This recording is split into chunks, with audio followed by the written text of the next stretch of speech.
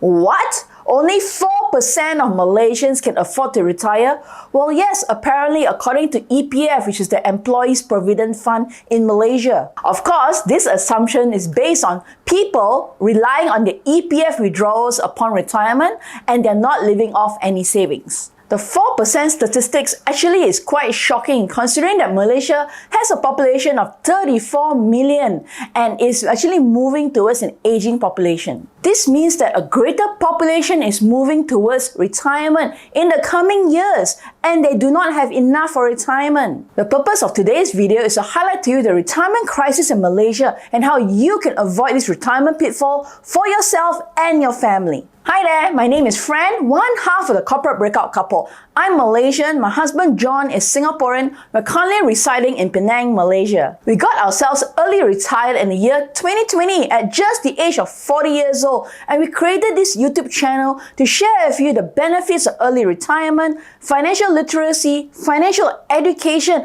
as well as highlight the different costs of living in the different countries that we travel to. Retirement is actually a brand new adventure that you embark on. So we want to share with you that a financially secure retirement is entirely possible no matter which background you come from. Before we get into the meat of this video, please like this video, share this video with your friends, subscribe to our YouTube channel, and let's go! In May 2024, there was a restructuring of EPF accounts. Instead of just having two accounts, account 1 and account 2, there's now a flexible account called account 3. Previously, 70% of the contributions were deposited into account 1 and 30% into account 2. Now, the money in account 1 cannot be withdrawn until a member reaches the age of 55, while funds from account 2 can only be withdrawn for purposes such as housing, healthcare, and education. Under this restructured plan, 75% of an individual's monthly contribution will now go into account 1, 15% into account 2, and the remaining 10% will go into account 3, the new flexible account. Because this newly created account 3 will start with a zero balance. So EPF members have until 31st August 2024 to make a one-time transfer of 1/3 of their account 2 savings into account 3. This account 3 is called flexible for a reason because you are able to withdraw anytime from this account until you hit a zero balance. Yes, that's right. So you want to know the stats? Some 3.16 million EPF members under the age of 55 had made such withdrawals from their flexible account. Malaysians have withdrawn some 7.81 billion ringgit from their retirement savings following the restructuring. The last few years certainly hasn't been kind for Malaysia. Together with the pandemic and the ever-increasing high cost of living, Malaysians are certainly feeling the pinch. To lessen the effects of the pandemic, 8.1 million Malaysians withdrew 145 billion ringgit from the pension fund over the course of 4 rounds of COVID-19 withdrawals between 2020 and last year. About 6.7 million members under the age of 55 had less than RM10,000 in their accounts at the end of 2022, accounting for 51.5% of all members.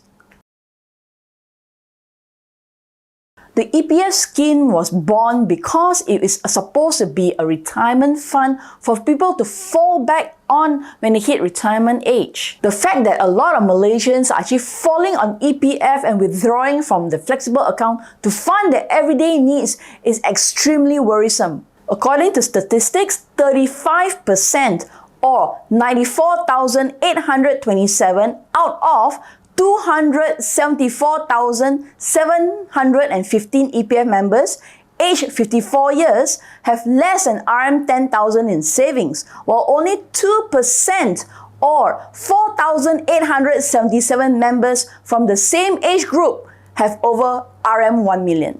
Based on Malaysia Aging and Retirement Survey Wave 2, some 37% of the 4,821 respondents said that they had not given much thought towards retirement, while 23% said that they may opt to change the nature of their work. After giving you all these numbers, it is very clear-cut that you cannot rely on just the government or on your EPF to fall back on when you retire. I know it's very tempting to put all your money into EPF because it's generating 5% on an annual basis. Everyone also knows that you never put all your eggs into one basket. As long as you don't have control over your money and you need to wait until you're a certain age or hit a certain limit or fulfill some sort of criteria in order to withdraw your money, you're in a very precarious position. So here are some ways you can build yourself a financially secured retirement. Number one, never ever rely on a single source of income. It doesn't matter if you earn 3,000 ringgit a month or 50,000 ringgit a month. If you lose that job, your single source of income, you're in deep trouble. Prior to our retirement in 2020, John and I had 8 different sources of income such that we were able to quit our corporate jobs without much monetary repercussions. There are many ways now in this digital world for you to build different types of income sources. When you successfully build different types of side hustles or side income, it actually eases off the pressure on your one single source of income, which is your job. Now, you must be thinking, wow, this sounds like a lot of work, Fran. I'm not sure whether I'm able to commit. Well, I have to offer you a different point of view. Would you rather work hard, say, for example, 3 to 5 years to build all these sources of income and then have a worry-free retirement for the next 30 years? Or spend recklessly, live paycheck to paycheck and enjoy your life now and then have an extremely burdensome, worry-filled retirement life for the next 30 years? Number 2, smart financial planning. Now, I'm not referring to giving all your hard-earned money to a financial planner and then adopt a hands-off approach and trust that your financial planner has your best interests at heart. When you adopt this approach, the first thing you must understand is that you learn nothing, right? All the knowledge stays with your financial planner. And as for the best interest at heart, it's definitely not yours first because the financial planner earns commission and they of course will want to upsell you products and things that makes them the most commission. During the great financial crisis in 2008, John lost a lot of money, the money that he put with his financial planner because of the Lehman Brothers collapse. The worst part was, John couldn't do anything because he lacked the financial knowledge to understand what's the correlation between him losing money and the financial collapse. So if one stays ignorant and put money in other people's hands, it might end up being a very expensive lesson for you. And for John, good thing he was very young then and he could rebuild everything up. But sometimes that lesson comes when you're already at your 50s, 60s, and it might be too late for you to rebuild. Smart financial planning actually means adopting a very hands-on approach to your finances. You must always remember this, guys. No one will care more about your money than you do. A hands-on approach means that you must have an active interest on the going-ons in the world, the economics, right? Now, for example, if you're a Malaysian living and working in Malaysia, you must understand why the ringgit is weakening. You must also understand that Malaysia is an export-heavy country. You must also understand the correlation between US and Malaysia. For example, when US increase their interest rates, this will then impact the inflation in Malaysia. And that's where you come in, right? Because you are working, living and earning the ringgit. So smart financial planning goes way beyond just earning money, spending money and saving money, because what's the point of saving money when your money gets eaten up by inflation? The third one is always put yourself in a favorable position to learn from others. Let me give you an example. I'm going to read from you this article.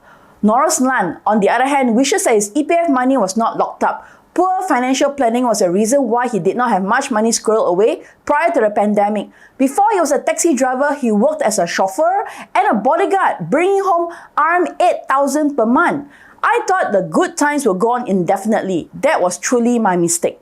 If I use the example of this guy, he used to be a chauffeur and a bodyguard. Now, what does that mean? If you think about it, right?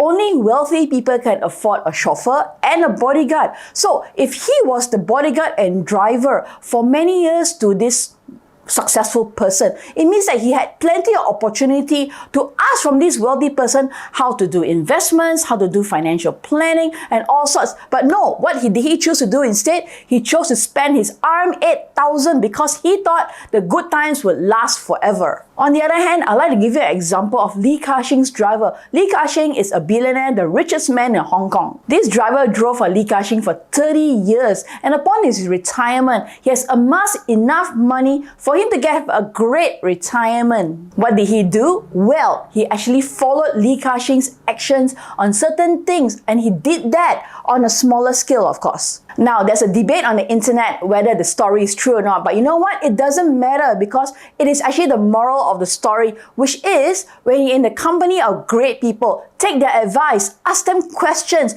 dig into their knowledge and follow their actions. John and I are always in a favorable position where we are surrounded by a lot of wealthy people. And you know what? Our experience of them is that they love to share their knowledge. They love to impart on what they know because you know what? Contrary to what people think, when you share knowledge, it doesn't take away anything from you. You don't lose out at all. In fact, when you share knowledge and other people share back, you gain a lot more. In fact, we find that it's always the mediocre people that always hold everything closely to their chest, their possessions, their time, their money, so that they do not want to share anything at all. When you have a scarcity mindset, you see the world as having a lack of everything, such that your world gets smaller and smaller. And when you have a lack of everything, you don't want to share. The abundance mindset, on the other hand, is seeing that everything is overflowing, such that you have an overflow of everything, enough for you and for everyone else as well. When you adopt the abundant mindset, it also means that you're in a favorable position to learn from people. And because you're in an abundant mindset, there's never a lack of people to learn from. In the spirit of abundance, John and I would like to invite you to our free masterclass webinars that we hold 1 to 2 times a month. We openly share our knowledge on topics such as financial literacy, financial education, breaking out the rat race, and early retirement. Register to join on the link below. When it comes to money and finances, it's always very easy to blame the outside world, which is blaming the economy, blaming the government, blaming, why there's not many job opportunities out there. But at the end of the day, having a secured financial future and having a secured retirement is actually entirely up to you. Hopefully, this video serves as a wake-up call to many of you to start planning for your retirement. My name is Fran, one half of the Corporate Breakout Couple. Please like this video, subscribe to our YouTube channel, and we'll see you guys in the next round. Bye-bye!